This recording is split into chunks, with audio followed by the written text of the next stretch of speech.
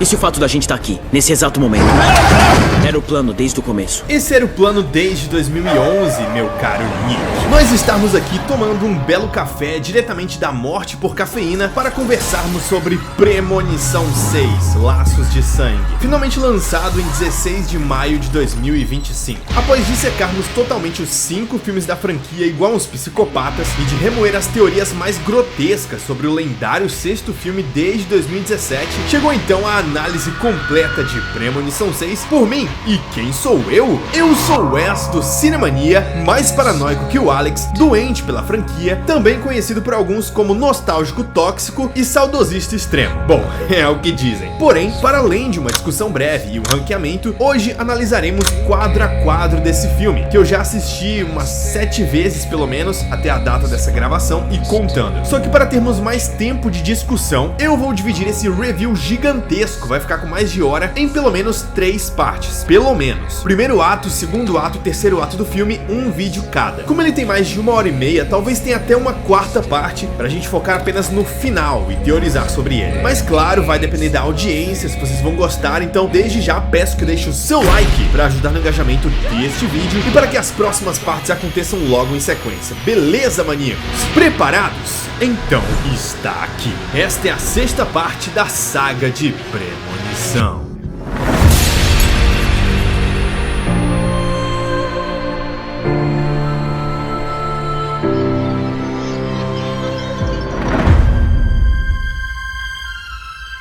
Delícia de New Line safada, o logo dessa gostosa aparece e logo em seguida fica vermelho na paleta do filme e a música se transforma no tema de Final Destination, pelo menos o do 6. Cabe dizer que de cara a soundtrack do filme é ótima e eles utilizam a mesma melodia com algumas alterações e com um arranjo levemente diferente, mais puxado pro épico, com uma orquestra mais pesada. Já é um ponto positivo, mas eu senti falta da abertura com os créditos iniciais. Todos os 5 filmes tiveram aberturas à sua maneira, mas nesse os créditos estilizados foram jogados lá pro final. Talvez porque as aberturas não se fazem mais hoje em dia. É raro ver um filme com os créditos longos se passando no início. De vez em quando ainda tem, mas é difícil. Beleza, a primeira cena já é a dos trilhos, que vão resultar no acidente final. Então é da hora ver que eles vão fazer um payoff com os trilhos na última cena para amarrar a trama e a matança da moeda serial killer.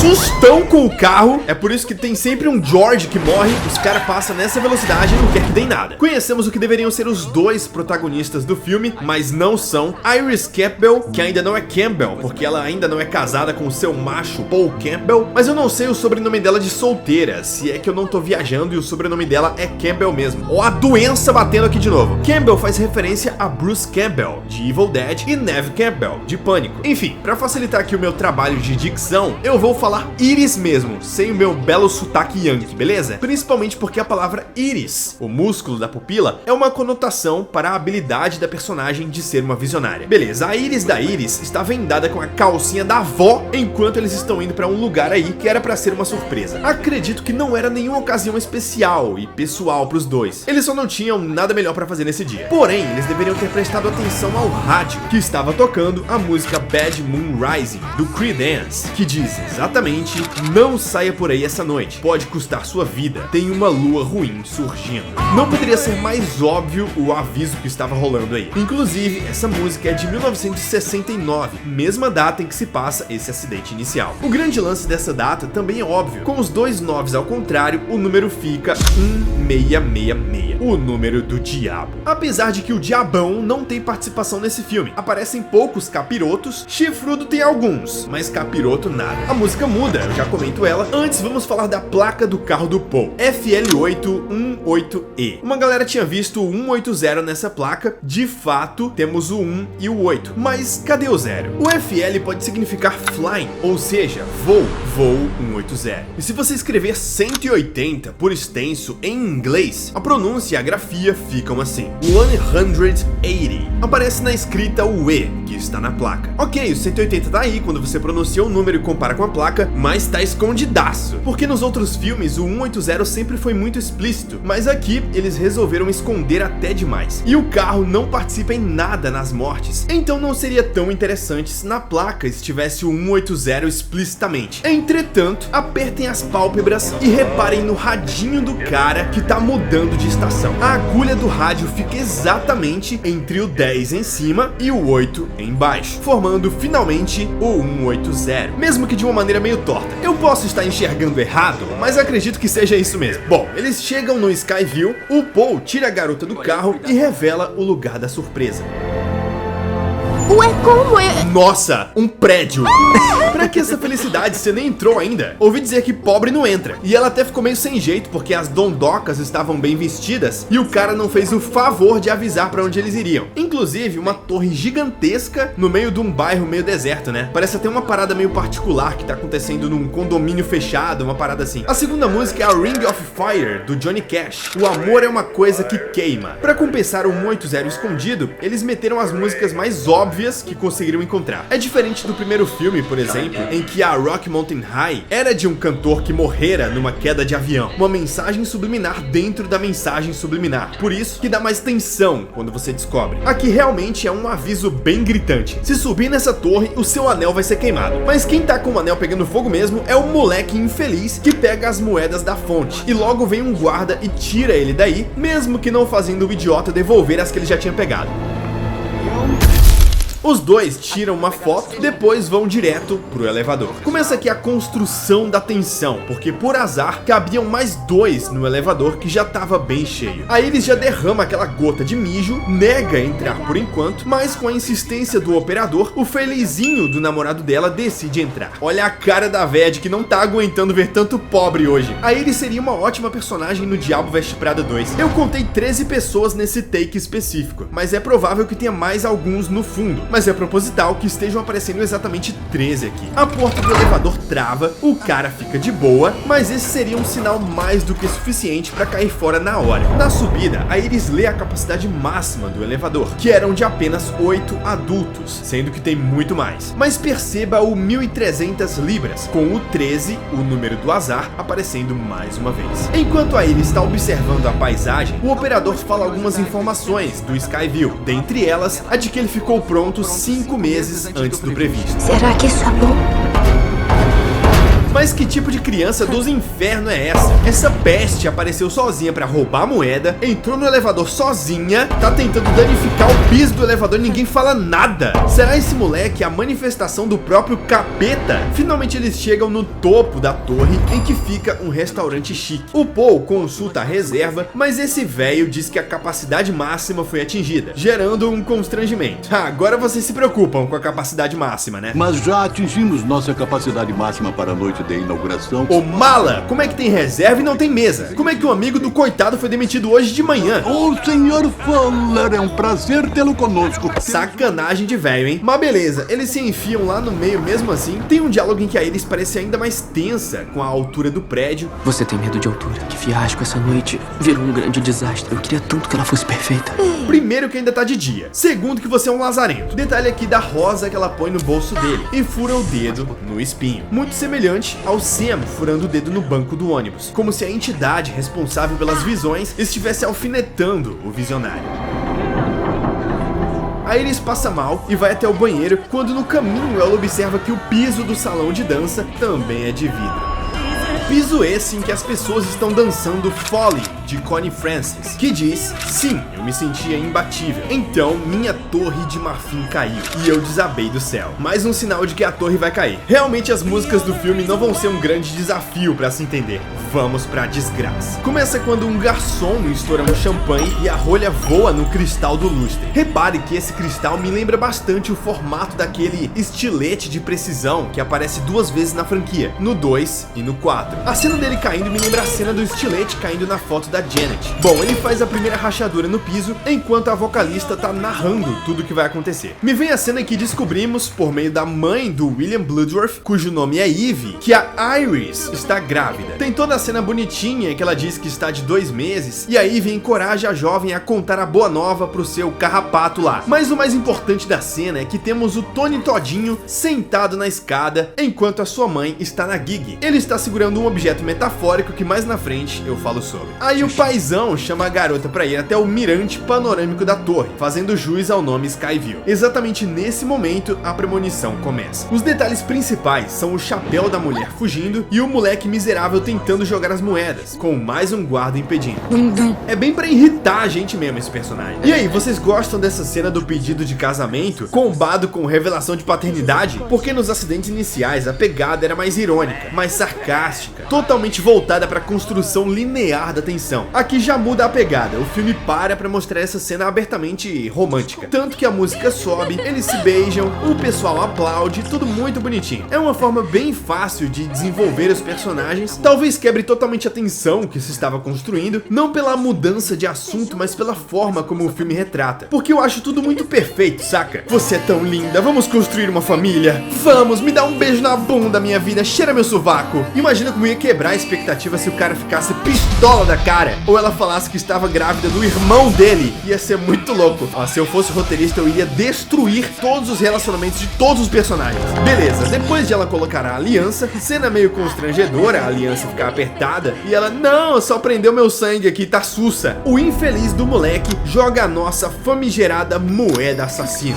Essa é uma moeda de 1 centavo dos Estados Unidos, conhecida como penny. O rosto que aparece é a do Abraham Lincoln, 16º presidente dos Estados Unidos, que morreu assassinado. Abraham Lincoln que aparece onde? Em Premonição 3, nas mãos da Wendy Christensen, que mostra a foto dele com o risco passando no lugar em que ele foi baleado. A minha diva nunca erra. E Abraham também é o nome da escola do Alex em Premonição 1. A moeda voa pra dentro do duto de ventilação e sai rolando até ficar presa na hélice.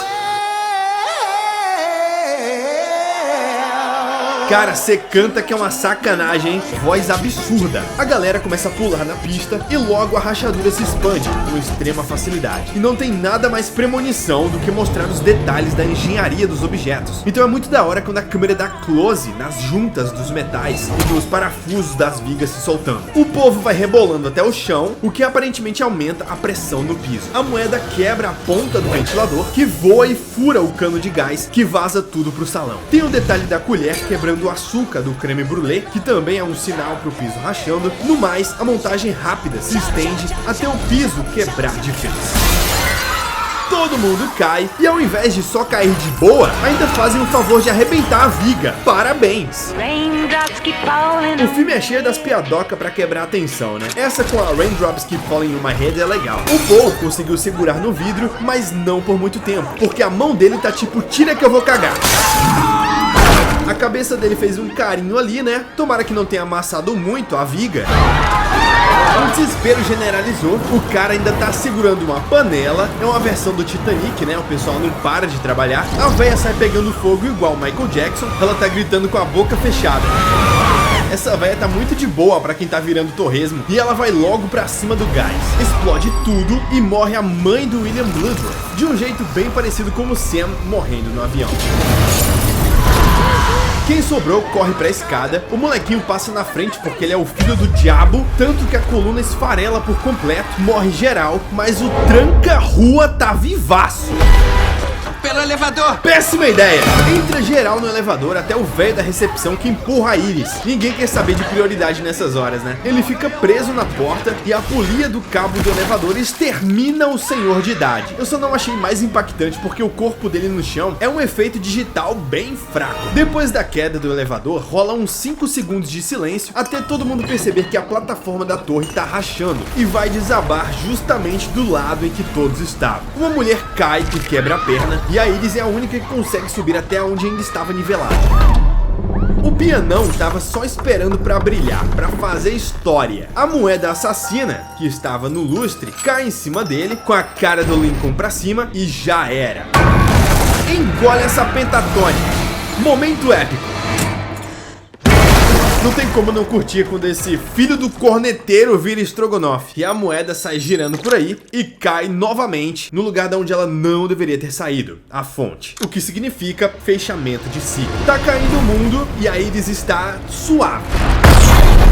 De repente, o pequeno Bloodworth surge do armário pedindo ajuda e aí ele socorre o garoto. Olha a cena de ação épica que se tornou a parada. É muito exagerado. Só que essa também é a cena mais angustiante do filme pra mim. É a única cena em que o gore funcionou direito, porque o dedo da aliança dela tá segurando o peso dos dois. Claro que na vida real isso seria impossível, mas ver a pele dela rasgando devagar e expondo o músculo é bizarro. Uma pena que é uma baita de uma tela verde, claro. Eles não iam construir uma torre de verdade pra derrubar. Mas assim, vamos comparar com o mais recente antes desse, que era o 5, que também foi uma mistura de tela verde, CGI e cenários construídos em estúdio. Você concorda comigo que a ponte é muito mais realista em comparação com essa torre? Tudo bem que é mais contido, só que não tem nenhum momento em que você aponta e diz, ó, tela verde. Não tem. Então pra mim a ponte continua sendo o melhor acidente inicial, principalmente no aspecto visual. Enfim, a Iris e o garoto caem e enfiam a cara nos destroços. Quando voltamos da premonição, temos a grande quebra de fórmula do filme, que é a mudança de protagonista. Quem teve a grande visão foi a Stephanie Regis, num momento bem aleatório do seu dia. Eu sei que multiplicação de vetores assusta mais. Tio, eu prefiro morrer do que estudar isso aí. Com a nossa nova protagonista, temos uma nova grande questão. Ela é ou não é uma visionária? A forma como ela sonha com os eventos dos anos 60 é muito semelhante ao Alex sonhando e com a Kimberly sonhando. Porém, o sonho dos dois era tecnicamente uma premonição, porque foram sobre coisas que aconteceram no futuro. Já Stephanie está sonhando com coisas que deveriam ter acontecido no passado, mas não aconteceram. Em tese, isso aconteceu com a Kimberly também, naquela cena em que ela tem uma visão do passado, mas no caso da Stephanie, a visão não era dela. Se ela teve a mesma visão da avó, ela é indiretamente uma visionária, ainda mais se contarmos que essa premonição da avó sempre foi uma premonição que a ajudaria a escapar da sua própria morte lá no final do filme. Logo, eu vou categorizá-la como uma visionária secundária, na mesma patente que a Clear Rivers, que também podemos chamá-la de visionária secundária, como prova a cena em que ela vê o ônibus no reflexo. E isso vai se consolidar mais à frente. Essa personagem colega de quarto dela nunca mais aparece no filme, né? Só serve para expulsar a Stephanie de casa. Bom, Stephanie viaja em direção à casa do seu pai e vai sonhando no meio do caminho. Eu preferiria que ela começasse a ver os sinais nos cenários desde já, porque essa parada da visão ser um sonho literal não é um conceito tão legal assim. Mas sem isso, ela não poderia dar-se como atormentada. Por isso eu entendo essa decisão. Ela chega na casa do seu pai, Marty, que se demonstra rapidamente um personagem que não serve pra muita coisa no filme, a não ser pra literalmente hospedar a Stephanie. De cara, Steph sai procurando pistas da sua avó, que já se sabe que é a Iris, nas coisas da sua mãe. No diálogo, Marty cita que se desfez das caixas com fotos, endereços e tudo mais, logo depois que a mãe da Stephanie foi comprar cigarros. Em seguida, desce o Charlie pela escada e dá uma esnobada na irmã. Ele diz que vai na casa dos primos e a Stephanie insiste em levar o garoto pra vê-los também. Só que o Marty pede pra Monga não falar sobre a Iris com o tio Howard. Pode deixar. Ah, vai falar muito! Essa cena do carro resume bem a relação entre a Stephanie e o Charlie, uma relação entre irmãos que é divertida, e o Charlie não cai naquele estereótipo insuportável do irmão babaca. Isso fica pra outro personagem. Aqui temos duas diferenças entre a dublagem e o original. No original, a Stephanie diz que recebeu uma advertência acadêmica, I'm on academic probation.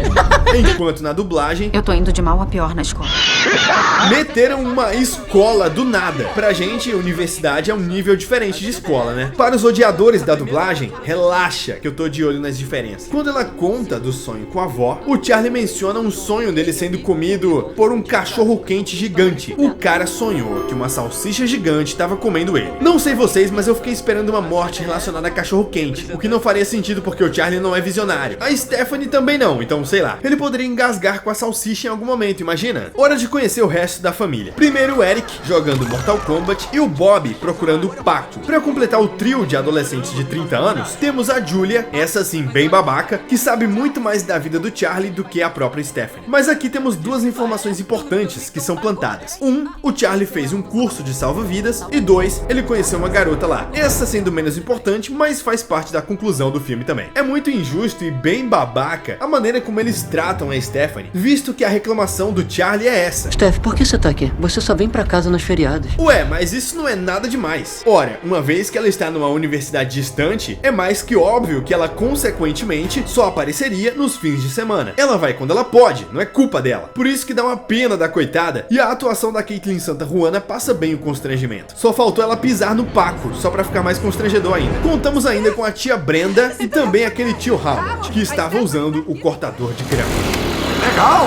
Ah, que surpresa! De cara, ele tá usando a camiseta da cerveja Ice Pale Ale. Mesmo que a logo tenha mudado bastante, é a mesma marca que aparece em todos os filmes desde o segundo. A Stephanie não espera muito pra desfazer a felicidade do povo ao perguntar sobre a Iris. A psicopata? Eu achei que ela tinha morrido. Pelo jeito que as pessoas tratam essa véia, a Stephanie não deveria nem saber da existência dela, mas suponho que ela soube por conta da própria mãe. Curioso é que a Brenda pergunta se ela tá tomando melatonina. Você já tomou melatonina? E sim, ela está, porque vemos um pote de melatonina no seu quarto. É uma parada que ajuda a regular o sono. E essa melatonina é importante? Que eu saiba, não, mas é curioso. Quando ela menciona o Skyview, os dois vacilam em quase jogá-la pela janela. Mesmo assim, ela arranca algumas informações importantes do Howard. Em resumo, foi por conta da Iris que a mãe da Steph vazou, e que depois que o Paul morreu, ela trancou todos os filhos em casa e entrou na paranoia com os sinais da morte. O conselho tutelar separou a Iris dos filhos, mas mesmo assim ela meteu o louco e foi atrás deles nos orfanatos. Mas na frente ela ficou mandando cartas com obituários e fotos de pessoas mortas pros filhos que já tinham os próprios filhos e família. Vocês guardaram essas cartas em algum lugar, tio? Bicho, a Stephanie é muito inconveniente. Na moralzinha, bom, o Howard dá o fora nela e em seguida o Charlie encontra o Paco, que é uma tartaruga. Seria Paco uma referência a Paco Plaza, diretor de Hack? Eu tô viajando hoje. De fato, essa tartaruga não tem propósito nenhum na trama. Entretanto, existe uma teoria da galera acerca de um diálogo que relaciona a existência dela com a morte. A fala acontece bem mais na frente. A tia Brenda, como é gente fina, dá a dica para Stephanie olhar numa gaveta da estante da sala de jantar. E assim, ela encontra a caixa com as cartas e outras coisas. Coisas essas que ela não olha. Eu fiquei curioso com relação a essas fotos de cadáveres que o Howard comentou. Será que alguns desses cadáveres seriam de uns personagens dos outros filmes? Como o Todd, naquela foto que ele tá tirando uma selfie na banheira? Ou até mesmo a foto do Alex morto pelo tijolo? Imagina se essa foto aparece nessa caixa. Cronologicamente faria sentido, mas não aparece. Faria menos sentido guardar fotos de cadáveres de pessoas desconhecidas, né? Então, ela só encontra a foto do casal no Skyview dentro de um envelope com vários números amaldiçoados da franquia na parte superior. Os números 801, o 180, bem escondido também, o 39, o número de pessoas da escola do Alex que morreram no voo 180, o 2, que é um número misterioso na franquia que surge com frequência desde o primeiro filme, e o 23, um número que aparece na franquia de várias formas, incluindo a fileira 23, onde a Clear se senta no voo 180, a rota 23 em Premonição 2, as 23 pessoas que sobreviveram ao desabamento da ponte em Premonição 5, já os números do meio são aleatórios. Stephanie cai na estrada em direção à sua avó e tem um detalhe bem sutil aqui. Ela passa do lado de uma linha de trem e rola um som de buzina de trem também, se liga.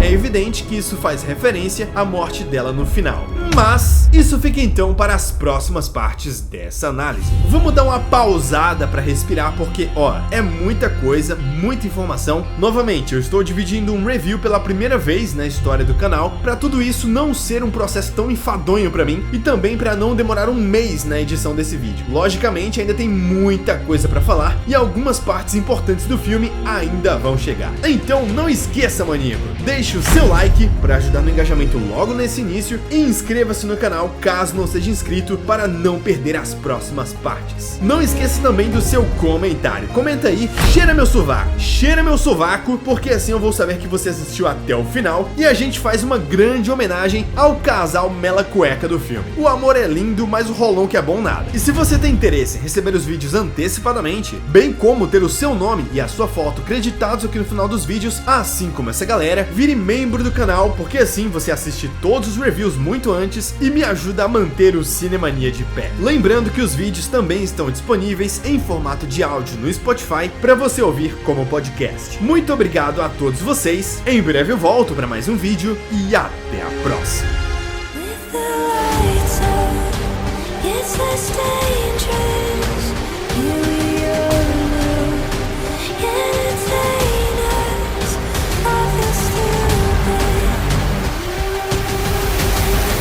The lights out.